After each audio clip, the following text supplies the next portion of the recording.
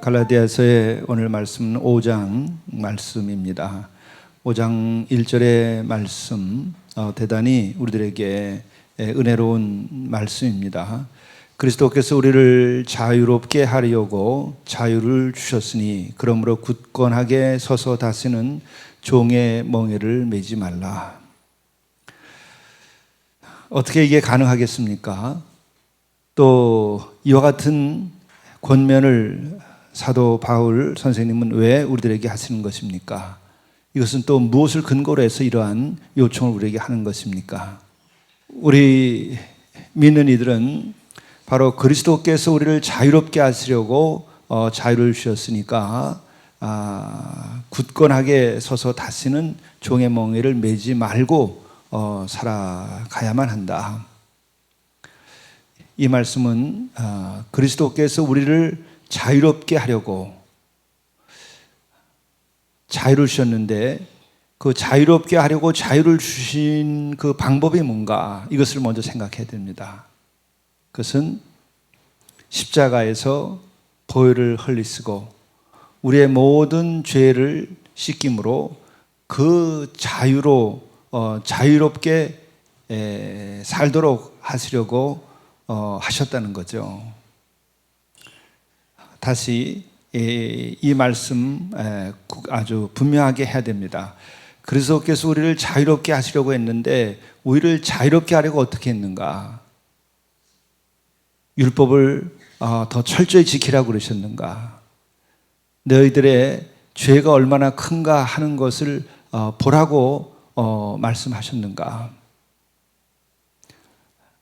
그것을 넘어서서 예수 그리스도께서 우리에게 하신 것은 우리가 얼마나 깊은 죄 가운데 있는 줄을 아시고 그 모든 죄를 씻도록 하기 위하여 율법을 다스금 지키라고 하신 것이 아니라 친히 우리의 죄를 다 씻기기 위하여 십자가에서 피를 흘리시고 우리들의 죄의 삭슬 대신 지불하심으로써 우리가 죄로부터 자유케 되었다는 겁니다. 그것에 대한 믿음을 분명히 해서 그 믿음에 굳건하게 서서 다스리는 종의 멍에를 매지 말라. 율법으로 돌아가지도 말고, 율법으로 돌아가 봐야 다시 우리는 양심의 가책밖에 느낄 수 있는 것이 없다. 정말 지금 같은 시대에는 그거라도 있어야 할 시대가 아닌가 생각이 되지만 그것은 해결의 길이 아닙니다. 양심의 가책을 우리들이 받아야 하는 것이 목표가 아니죠. 우리들이 또 분명하게 생각하는 것은 회개하는 것 자체가 목적이 아니라 회개하여 죄 사함을 받는 것이 목적이에요. 그런데 우리들은 가다가 말면 자꾸 양심의 가책을 느끼는 그것에서 내가 양심 세력으로 생각하고, 아닙니다. 내가 그 양심의 가책을 다 벗어버리고 자유케 된 다음에 내가 행해야 되는데 그것이 사랑이에요. 양심의 가책이 다 씻겨지고 나면 나에게 나타나는 것은 뭘까? 사랑의 충만함과 그리고 그 자유로움이 있는데 그 자유 가운데서 사랑을 실천하게 된다는 거예요. 저절로 그런 방향으로 나가게 됩니다. 우리 사랑하지 못하는 까닭은 양심의 가책에서 자유케 되지 않아서 그래요. 죄책으로부터 자유케 되지 않아서 그래요. 다시 또 말하면 양심의 가책을 느끼는 것은 죄책감에 여전히 사로잡혀 있는 거예요. 근데 우리는 양심의 가책을 느끼는 것 가지고 나는 양심적인 사람이다, 나는 좋은 사람이다, 나는 선한 사람이다, 이렇게 생각해요. 그건 불완전한 겁니다. 우리는 그 양심의 가책에서 자유케 되어서 그 다음을 살아가야 되는데 그것이 사랑이라고 하는 거예요. 그것은 곧 우리들이 종의 멍에를 매지 않고 살아가는 세계입니다. 그래서 그리스도께서 우리를 자유롭게 하려고 어떻게 하셨는가? 십자가에서 피 흘려서 우리의 죄를 속량하시고 그것으로 인하여 우리는 자유케 되어서 오늘 말씀대로 자유를 주셨으니 그러므로 우리는 그 은혜에 의지하여 감사한 마음으로 그 믿음 가운데 굳건하게 서서 다스리는 종의 멍에를 매지 말고 너희들이 이제는 자유롭게 살아라. 그 자유는 곧 사랑으로 자유케 되라는 거예요. 다른 거 아무것도 없어요. 내가 이렇게 죄 사함을 받았다가는 은혜 가운데 있는데 자꾸 율법적으로 너 이래라 저래라 또 너는 잘했다 못했다 입에서 그런 말이 나온다고 한다면 그는 은혜 가운데 있는 것이 아니에요. 완전히 죄 사함을 받은 그 자유 가운데 있는 게 아니에요. 그냥 죄 사함을 받고 자유 가운데 있으면 그냥 사랑하는 거예요. 이웃을 내 몸처럼 사랑하라. 그래서 오늘도 여기서 강조하는 게 뭐냐면 오직 사랑으로 서로 종노릇하라. 은혜 가운데 사는 사람들은 다시 말하면 율법에 매여서 살지 않고 곧 다시 말하면 율법을 지키려고 노력하는 가운데 다 지키지 못하는 것은 인간입니다. 그래서 가책을 느끼게 되는데 그 가책이나 죄책감에서 완전히 자유케 된 사람들은 오직 그 자유 가운데에서 사랑을 누리게 되는데 그 사랑으로 서로 종노릇하라. 그밖에 없다. 율법을 이것저것 다 지키려고 하지 말고 그냥 사랑 안에 거하여 사랑만 실천하면 되는 거예요. 이게 마지막의 자유고 이게 마지막의 영적인 우리가 누리는 기쁨입니다. 그래서 14절에 보면 그렇게 죠. 13절에 오직 사랑으로 서로 종노릇하라. 그리고 온 율법은 내 이웃 사랑하기를 내 자신같이 하라 하신 말씀에서 이루어졌나니 모든 율법은 내 이웃을 사랑하기를 내 자신같이 하라 하신 말씀에서 다 이루어졌다. 이거 하나로 끝난 거다. 왜 도둑질하지 말라고 하느냐? 십계명에 그 말씀이 나오죠. 그리고 도둑질하지 않고 그 다음에 뭐 하라고 그러는 거냐? 내 자신처럼 사랑하라. 내 자신처럼 사랑하면 도둑질 하겠습니까? 이렇게 모든 율법은 이웃 사랑하기를 내 자신같이 하라는 것에서 다 이루어졌다. 우리가 남의 것을 탐하지 마라. 거짓 증거하지 마라. 이웃을 내 자신처럼 사랑하면 그렇게 되죠. 거짓 증거하겠습니까? 더 나아가서 내가 진정으로 이웃을 내 자신처럼 사랑하면 거짓 증거할 마음조차가 생기지 않죠. 그 이상을 하게 되는 겁니다. 그래서 이 같은 그 대전제와 결론을 가지고 그 아래 여러 가지 말씀을 합니다. 할래나 무할래나 다 그것 중요한 거 아니다. 오직 예수 그리스도 안에서 내가 그의 보혈로 죄 사함 받고 내가 죄에서 자유케 됐으면 되는 것이지 할례 받았다 할례 받지 않았다 그런 거 따질 것이 아니다. 그거 다 버려라. 그것이 믿음의 중심의 주제가 될 수가 없는 것이다. 믿음의 척도가 될 수 없는 것이다. 그래서 예수 그리스도의 보혈의 은혜 그리고 그것은 십자가의 우리를 향한 사랑 이게 다 같은 동의어예요. 은혜라고 하는 것은 뭐냐? 나의 죄를 다 씻기 위하여 예수 그리스도께서 십자가를 지시고 그 보혈로 나의 죄를 씻기셨다는 것이 은혜예요. 그리고 그것은 또한 뭐예요? 십자가의 사랑이에요. 주님이 나를 향한 사랑이에요. 그것이 하나님께서 우리를 향한 사랑이에요. 그래서 사랑과 은혜와 그리고 죄사함과 보혈과 이것은 다 동의어예요. 그래서 우리들이 은혜 가운데 살아라. 그러면 십자가의 보혈의 그 사랑 가운데 살아라. 주님의 사랑 가운데 살아라. 그렇게 얘기하는 거예요. 다 같은 말이에요. 이것이 통하면 우리는 성경을 신약에서 어디를 읽어도 다 그것의 한 말씀으로 통하는 걸 경험하고 내가 내적으로 말씀을 더 잘 이해하고 실천하게 되죠. 그래서 6절에도 보게 되면 봉독하면 다 지금 말씀드린 것을 통해서 다 이해할 수가 있어요. 보라 나 바울은 너에게 말하노니 너희가 만일 할례를 받으면 그리스도께서 너에게 아무 유익이 없느니라. 할례를 통해서 구원받는 것이 아니고 그리스도를 통하여 구원받는 거죠. 그분의 십자가와 그 사랑을 통하여 구원받는 거죠. 그러니까 할례, 무할례 따지지 마라. 내가 할례를 받는 각 사람에게 다시 증언하노니 그는 율법 전체를 행할 의무를 가진 자라. 율법 안에서 의롭다 함을 얻으려 하는 너희는 그리스도에게서 끊어지고 은혜에서 떨어진 자로다. 그리스도께서 끊어지고 은혜 가운데서 떨어져요. 율법을 지키려고 하려고 하면 그건 율법을 왜 지켜야 되죠? 우리가 하나님 보시기에 의롭다함을 받기 위하여 하는 건데 근데 율법을 지켜가지고 하나님께로부터 의롭다함을 받을 수 있나요? 가책만 느끼는 거예요. 결국 죽음 아래 있다는 것, 심판 아래 있다는 것밖에 더 이상 넘어갈 수 있는 게 없어요. 우리들이 10계명 10개밖에 안 되지만 지금까지 살아오면서 10계명 우리가 완전히 지켰습니까? 결국 심판 아래 있다는 것밖에 없어요. 그냥 우리들이 대충 넘어가려고 그러니까는 상관없는 것처럼 생각하지만 정말 우리들이 주님 앞에서 내 자신을 있는 그대로 내놓고 이 사도 바울처럼 정말 신앙의 양심을 가지고 깨어서 자신을 생각해 보면 어떠냐? 결국은 심판 아래 있고 죽음 아래 있는 것밖에 없다. 율법으로 구원받지 못한다. 할례로 구원받을 수 있는 게 아니다. 할례로 아브라함의 자손은 될 수 있지 몰라도 아브라함의 자손이라고 하는 이름 하나만 가지고 우리가 구원받는 거 아니다. 죄의 사함을 받아 구원받는 것이지. 이게 진리의 말씀이죠. 그래서 율법 안에서 의롭다함을 얻으려고 하는 너희들은 그리스도에서 끊어진다. 그건 그리스도의 사랑에서 끊어지는 것이고 그리스도의 은혜에서 끊어지는 것이죠. 그래서 우리가 성령으로 믿음을 따라 의의 소망을 기다리노니 그리스도 예수 안에서는 할례나 무할례나 효력이 없으되 사랑으로서 역사하는 믿음뿐이니라. 여기서 우리들이 또 6절 말씀을 좀 정리할 것은 이겁니다. 그리스도 예수 안에서는 할례나 무할례나 효력이 없는 것은 이미 말씀드렸고 그때 사랑으로서 역사하는 믿음만이 남는다. 사랑으로서 역사하는 믿음뿐만이 남는다. 여기서 사랑이라고 하는 것은 뭐죠?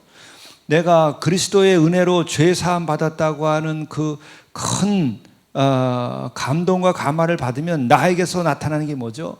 사랑의 힘만 나타나요. 주의 은혜를 입었다 그러고 그의 십자가로 내가 죄 사함 받았다 그러고 그래서 내가 구원받았다 그러면 어떤 마음이 생기냐면 우리 주의 사랑이 얼마나 큰가 하는 것을 깨닫는 것밖에 없어요. 그래서 그 사랑이 얼마나 큰가를 깨닫는 이들은 사랑의 그 힘 가운데 살게 돼요. 그래서 사랑으로 역사하는 믿음 가운데서 우리가 살게 되는 거예요. 이게 복음의 힘입니다. 그래서 말씀하신 것처럼 사랑으로서 역사하는 믿음뿐, 그것만이 나를 이끌어가고 그것만이 진짜 믿음이다. 그런 얘기를 하고 있는 거죠. 그래서 다시 아까 말씀 13절의 하반절을 아까 봤는데 13절을 다시 한번 우리가 보게 되면 형제들아 너희가 자유를 위하여 부르심을 입었으나 그러나 그 자유로 육체의 길을 삼지 말고 오직 사랑으로서 서로 종노릇하라.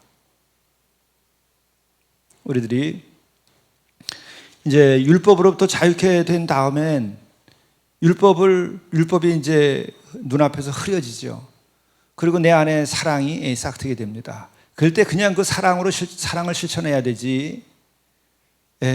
율법에서 내가 이제 벗어났으니까는 육체의 기회로 율법이 없으니까 육체의 기회로 삼아야 되느냐? 그것이 아니다. 내 안에 임하여 있는 그 사랑으로 그냥 실천하라는 거예요. 그 외엔 다른 길로 가지 마라. 그리고 또 성령이라고 하는 말씀이 중간중간에 반복돼서 나와요. 이거 굉장히 중요한 겁니다. 구약의 시대, 율법의 시대, 그때는 율법을 누가 지키죠? 나의 노력으로 지키는 거예요. 그런데 예수께서 부활 승천하신 다음에 이제 성령을 너희들에게 준다고 그러셨죠.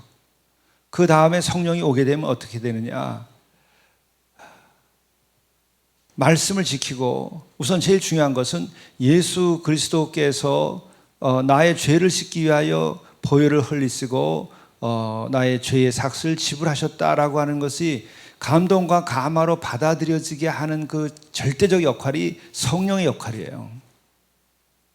예수를 그리스도로 고백하게 되고 하나님의 아드님이고 그를 믿는 자마다 멸망치 않고 구원받게 된다고 하는 그 말씀이 내 마음의 감동과 감화로 나를 사로잡는 그것이 나의 의지에서 시작되지 않고 성령의 감동과 감화하심으로 그렇게 되는 거예요.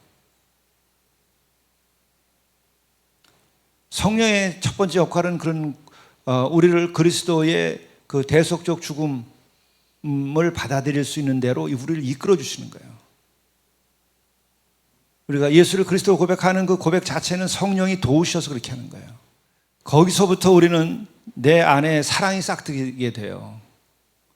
그래서 그 사랑이 싹트게 될 때에는 성령의 감동과 감화가 계속돼야 돼요. 그래서 성령의 열매를 맺으라고 다음에 얘기하는 거예요. 성령의 열매는 우선 사랑이에요. 근데 그 사랑은 어디서 시작되느냐? 나로부터 시작되는 것이 아니라 성령이 감동과 감화를 주심으로써 그리스도로부터 사랑이 시작되는 거예요.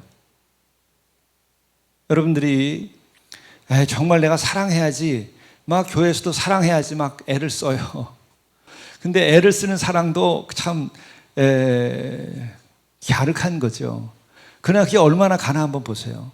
그리고 결정적인 것은 뭐냐면 십자가의 보혈로 죄사함 받음으로써 얻어지는 그 사랑의 감동과 감화가 아닌 내가 노력해서 하는 사랑은 결국은 에로스로 끝납니다. 여러분, 십자가의 은혜와 사랑에서 시작되면은 아가페를 향하여 계속 가게 되는 거예요. 사랑이 더 완성을 향해서 가요.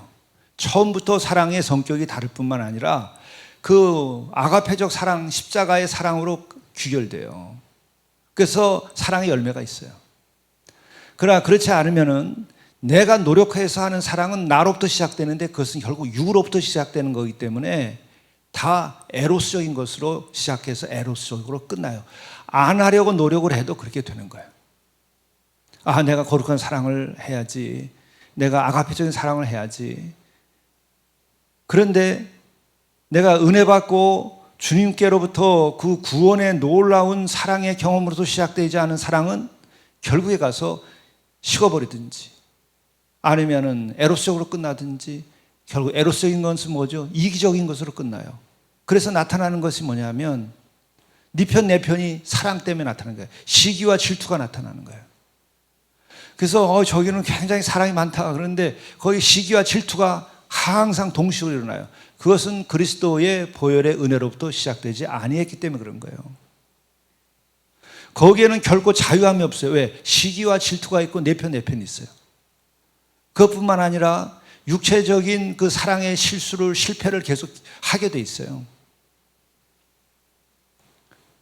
이성적인, 육적인 사랑으로 계속 흘러가게 돼 있어요. 다른 방법이 없는 거예요. 이것을 우리는 정죄할 문제가 아니고 근본적으로 왜 이와 같은 일이 생기는가? 왜 나에게 그 사랑의 자유가 없는가? 왜 나의 사랑은 계속 질투와 갈등으로 이어지는가? 그것은 예수 그리스도의 십자가로부터 시작된 거룩한 사랑으로부터 나오지 않았기 때문에 그런 거예요. 또 이건 다시 말하면 성령의 감화와 감동으로 인하여 시작된 사랑이 아니기 때문에 그런 거예요. 이것을 분별하게 되면 우리는 영적인 생활이 확 달라져요. 교회 안에서의 성도의 교제의 사랑의 성격이 완전히 달라져요. 그러면 벽이 없어져요. 네 편 내 편이 없어져요. 우리끼리라는 것이 사라져요. 이것은 성령의 감화 감동하심으로 예수 그리스도께서 나를 향한 그 사랑, 이것이 너무나 감격스럽다고 하는 것을 경험하지 못하면 그냥 누구나 다 그렇게 되는 거예요. 그러니까 새삼 우리들이 그런 일을 가지고 놀랄 일도 아닙니다. 어떤 면에서는 정죄할 일도 아니에요. 권면하여서 정말 그가 성령의 감화와 감동하심으로 인하여 예수 그리스도의 사랑으로 새로운 삶이 시작되고 그 사랑으로부터 인생이 새로 시작되기를 위하여 중보기도하고 돕는 일밖에 없는 거예요. 정죄해보면 해결 안 돼요. 이 길이 열리면 이러한 그 그리스도의 사랑으로부터 시작되었다. 이 말은 그리스도의 은혜로부터 시작되었다. 이것은 십자가의 구원의 능력으로부터 시작되었다. 또한 십자가의 사랑으로 나타난 그 하나님의 한없는 사랑, 이런 말로 다 또 그 설명이 계속 될 수 있는 거예요. 그것으로부터 시작되는 사랑은 벽이 없고 시기와 질투가 없고 갈등과 다툼이 없고 진정한 자유가 일어나는 거예요. 그러면 우리는 다시는 죄의 종의 멍에를 매지 않게 돼요. 죄의 종의 멍에를 매지 않게 되는 방법은 내가 이 그리스도의 거룩한 사랑으로부터 내 삶이 시작돼 버리면 종의 멍에를 매지 않게 돼요. 왜? 인간의 내면의 세계는 쾌락의 원리가 있어요. 거룩한 사랑의 기쁨의 감동 감화를 받으면 육적이고 세속적이고 한 그런 사랑에 매이지 않게 돼요. 그러나 이 거룩한 사랑의 기쁨이 없으면 결국은 육적인 사랑, 세속적인 사랑, 물질의 사랑, 또 우리끼리의 사랑, 뭐 패를 나눠서 거기서 누리는 어떤 그 기쁨, 이런 거에 빠져들어 버리는 거예요. 그것은 우리 교회 안에서의 인간관계만이 아니고 여러분들이 가정에서도 마찬가지예요. 가정에서도 자녀에 대해서도 여러분, 우리가 은혜 받지 않으면 편애가 생겨요. 이 자식이 더 좋고 저 자식이 덜 좋고, 남편이 좋았다 싫었다 계속 그러고, 아내가 좋았다 싫었다 계속 그러고, 내가 내 자신의 감정의 그 기복에서 자유케 되지 않아요. 그게 육적이기 때문에 그런 거예요. 가족 간에도 에로스적인 사랑을 넘어서서 아가페적 사랑으로 나아가야 돼요. 그게 온전한 가정이 되는 겁니다. 그 온전한 가정이 되는 길은 온 식구들이 혹은 누구 하나라도 예수 그리스도의 보혈의 은혜의 사랑의 감동과 감화로 내가 죄 사함 받고 내가 죄로부터 자유케 된, 다시는 그래서 종의 멍에를 매지 아니하는 그런 삶으로 내가 나아가면 그 집안이 다 구원받고 그런 사랑의 힘에 의해서 그 집안이 새로워져요. 그러니까 어머니건 아버지건 어른이면 굉장히 그 집안이 새로워지는 것이 빨라져요. 그래서 오늘 이 갈라디아서 5장에 대한 말씀도 결국은 성령으로 결론을 내리게 되는 거예요. 왜? 그리스도의 그 사랑, 구원, 십자가, 이 모든 것은 그것을 내가 받아들이고 또 그것을 누리는 것은 성령의 감동과 감화 가운데에서 이루어지는 것이기 때문에 그렇습니다. 내가 이르노니 너희는 성령을 따라 행하라. 그리하면 육체의 욕심을 이루지 아니하리라. 육체의 욕심은 육체의 사랑을 포함하는 거예요. 육체의 욕심 가운데 가장 강하고 끈질긴 것은 뭐겠어요? 그것은 육체적 사랑이에요. 소유적인 사랑. 이것은 편당을 가르게 되는 거예요. 그리고 육체의 소욕은 성령을 거스리고 성령은 육체를 거스리나니 이 둘이 서로 대적함으로 너희가 원하는 것을 하지 못하게 하려 함이니라. 너희가 만일 성령의 인도하시는 바가 되면 율법 아래 있지 아니하리라. 그렇죠. 성령의 인도하심은 율법 아래 있지 않게 되는 것이고, 또 예수 그리스도의 보혈의 은혜로 내가 죄 사함 받고 새로워지는 것도 율법 아래 있지 아니하는 것이죠. 이게 성령 아래 있다는 것과 예수 그리스도의 은혜 아래 있다는 것과 그리스도의 사랑 가운데 있다는 것과 다 같은 맥락인 거예요. 그래서 이제 육체의 일은이라고 하는 말은 다시 다르게 또 표현하면, 육체의 일은 분명하니 이러이러한 것이다 그럴 때 육체의 일이라고 하는 것은 뭐냐면 나를 근거로 시작된 모든 것을 말하는 거예요. 내가 육체예요. 내 가운데 어디는 육체가 있고 어디는 육체가 아닌 게 아니에요. 나로부터 시작된 것은 다 육체의 일이에요. 그리스도의 사랑과 은혜로부터 시작되어야 되고 성령의 인도하심으로부터 시작되어야 돼요. 내 생각이 아니고 성령의 생각으로, 성령의 인도하심으로, 성령의 감동과 감화로 해야 되지, 내 기분의 감동과 감화로 하게 되면 다 육체의 일이에요. 그래서 육체의 일은 분명한데 곧 음행, 더러운 것, 호색, 우상숭배, 주술, 원수 맺는 것, 분쟁, 시기, 분냄, 당짓는 것, 분열함, 이단, 투기, 술 취함, 방탕함, 이런 것들이 정말 내 안에 있을까? 내가 나로부터 시작되면 이것을 벗어날 길이 없어요. 성령으로부터 시작돼야지, 십자가의 보혈의 은혜로부터 시작돼야지, 그것이 아닌 나로부터 시작되면 결국 이 안에 갇혀 있어요. 아닌 것처럼 생각할 뿐이지. 생각해 보십시오, 여러분. 도리가 없는 거예요. 어떤 성자도 도리가 없는 거예요. 나로부터 시작되면, 주로부터 시작하라. 그래서 나는 십자가에 나 자신을 못 박고 이제 내가 사는 것은 그리스도께서 내 안에 사시는 것이라. 내가 사는 것이 아니라 그리스도께서 내 안에 사시는 것이라. 여러분, 이것을 어떻게 실감할 수 있을까? 내가 사는 것이 아니라 그리스도께서 내 안에 사시는 것이라. 그는 십자가의 보혈로 내가 죄 사함 받았다가는 확증이 생기는 순간부터 내 안에는 나의 인치심을 받게 돼가지고 내 안에 그리스도가 계속 같이 계시는 것을 경험합니다. 여러분, 그래요 안 그래요? 그분이 떠나지 않고 나에게 역사하시는 걸 경험해요. 그것은 동시적으로 성령이 나를 인도하시는 것과 같은 감동으로 계속되는 거예요. 그래서 그것으로부터 시작되면 나는 육체의 일에 빠지지 않아요. 우리의 사랑도 편당과 시기 가운데 빠지지 아니하고 또 에로스적인 육체의 일로 빠지지 아니하고 더 깊고 거룩한 사랑으로 가게 되는 거예요. 그렇지 않으면은 다 육적인 사랑으로 끝나는 거예요. 그게 나쁜 거냐? 어쩔 수 없는 거예요. 자기가 거룩하게 하려고 노력해도 그렇게 빠져요. 싸우지 않고 사랑하는 것이 좋죠. 그러나 나로부터 시작된 사랑은 결국은 육적인 것으로 끝나는 거예요. 육적으로부터 끝난다고 하는 것은 우리가 에로틱해진다고 하는 것뿐만 아니라 결론은 강제 시기와 질투가 반드시 따르게 돼 있어요. 시기와 질투가 가정 안에서도 친구 간에도. 그래서 우리는 성령의 인도하신 바에 따라서 우리가 살아가야 된다. 내가 죽고 그리스도가 내 안에 살고 그분이 인도해 주신 대로 내가 살아가야 된다. 내 모든 삶의 근거와 삶의 생각의 시작은 바로 십자가와 성령으로부터 시작되어야 된다. 구원의 감동과 감화로부터 시작되어야 된다. 이것이 늘 내가 반복해서 생각하면서 깨워서 내 자신을 그렇게 인도해야 되죠. 그렇게 해서 이제 내 안에 성령이 거하셔서 나를 이끌어간다. 이제 내가 죽고 주가 내 안에서 사셔서 내가 계속 삶을 지어가게 된다.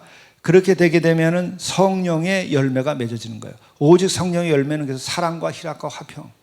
그 사랑과 그 기쁨과 평안이 성령으로부터 시작된 것과 나로부터 시작된 것은 전혀 달라요. 십자가의 은혜로부터 시작된 것과 나 자신으로부터 시작된 그 사랑과 평안과 기쁨은 전혀 다른 거예요. 그거 어떻게 아냐? 여러분들이 그냥 경험해 오신 대로고 또 다시 내가 죄 사함 받은 기쁨과 성령의 충만함을 내가 다시 생각하면서 그것으로부터 내가 사랑을 해보고 그것으로 기쁨을 누려보고 내가 평안을 구해보면 다르다는 걸 알아요. 그리고 그 가운데 있을 때 우리는 인내하게 되고 자비와 양성과 충성, 온유와 절제 이와 같은 것이 저절로 이루어져요. 이 말은 다시 뭐냐면 많은 율법의 조항을 따질 필요가 없다는 거예요. 십자가로 내가 구원받은 그 사랑의 감동과 감화와 성령의 충만함을 가지게 되면 십계명 하나하나가 필요가 없어요. 그냥 내가 마음을 다하고 목숨을 다하고 뜻을 다하여서 정말 주를 사랑하는 마음이 내가 가지게 되면서 그 감동 가운데 살게 되고 뿐만 아니라 이웃을 내 자신처럼 사랑하는데 정말 그것이 거룩한 사랑으로 나타나게 돼 있어요. 그 사랑 가운데 나타나게 되면 이래라 저래라가 필요가 없어요. 내가 거룩한 사랑이 충만하고 나에게 기쁨이 있고 평안이 있고 나에게는 인내함과 자비와 온유 또 선을 구하는 것들 그리고 절제 이와 같은 것이 나타나게 돼 있어요. 그래서 오직 성령의 열매는 이 말은 성령의 인도하심 따라 살면 예수 그리스도의 은혜와 사랑 가운데에서 내가 죽고 그리스도가 내 안에서 사시면 성령은 그리스도의 인격이기도 한 거기 때문에 그래요. 그리스도의 영이기도 하기 때문에 그래요. 그럼 어떻게 되냐? 사랑과 희락과 화평과 오래 참음과 자비와 양성과 충성과 온유와 절제 이것은 금지할 법이 없느니라. 그렇게 되는 거죠. 그리스도 예수의 사람은 육체와 함께 그 정욕과 탐심을 십자가에 못 박았느니라. 여기 이렇게 그 정욕과 탐심을 십자가에 못 박았느니라라고 표현을 했지만 이것은 뭐냐면 십자가를 통하여 내가 모든 죄의 사함을 받고 그 은혜와 사랑 가운데서 내가 다시 태어났다는 것을 말하는 거예요. 그러면 내 안에 성령이 충만하게 되고 그래서 만일 우리가 성령으로 살면 또한 성령으로 행할지니 그렇게 십자가에 못 박았을 때 우리에게 가득 채워지는 것은 성령의 은혜와 사랑, 감동입니다. 그렇게 될 때에 그 삶은 완전히 달라지는 거예요. 이것은 우리들이 그 어떤 영적 수련, 심리학적인 그 훈련, 그런 것과는 전혀 다른 영역이에요. 이것은 살아서 역사하시는 삼위 하나님께서 친히 우리를 사로잡고 우리를 인도하시는 것이지, 심리학이라고 하는 것은 뭐예요? 내가 나아가지고 이렇게 저렇게 정리해 보는 거예요. 그것도 도움이 되죠. 그러나 그 다음에 어떻게 돼요? 다 와야 돼. 사랑의 에너지가 나와야지. 결국은 거룩한 사랑이 없어서 사랑한다고 노력해도 에로스적인 사랑에 머물거나 아니면은 그 사랑이 시기와 질투로 분당을 지을 수밖에 없는 거예요. 그리고 그런 그 노력을 통해서 여러분이 사랑을 실천해 보면 나중에 뭐가 남죠? 나 잘났다가 남는 거예요. 내가 이만큼 너를 사랑했는데가 남는 거예요. 그러면 사랑의 열매가 여러분 다 깨빡치게 되는 거예요. 마지막에 다 헝클어져요. 사랑의 열매가 안 돼요. 성도의 교제, 사랑이 넘치는 교회 어떻게 되느냐? 오늘 이 말씀대로 가면 되는 거예요. 십자가로 내가 죄 사함 받은 그 무한한 주님의 사랑의 감동과 감화로부터 여러분들의 사랑이 시작되고 1:1 제자 양육이나 영성반에서의 교제가 있어야 돼요. 그렇지 않으면 여러분 다 시간이 지나면 서로 정죄하고, 시간이 지나면 다 편이 나눠지고, 시간이 지나면 다 지루해요. 보고 싶지 않아져요. 그러나 어떠한 문제가 있고 어떤 갈등이 있고 꼴 보기 싫은 것들이 많아도 내가 그리스도의 사랑으로 죄 사함 받은 그 무한한 은혜와 사랑의 감동과 감화가 있고, 그래서 이제 내 속에 주가 살고 내가 성령이 계속 감화 감동하고 역사하기 시작하면은 그 모든 건 사라져요.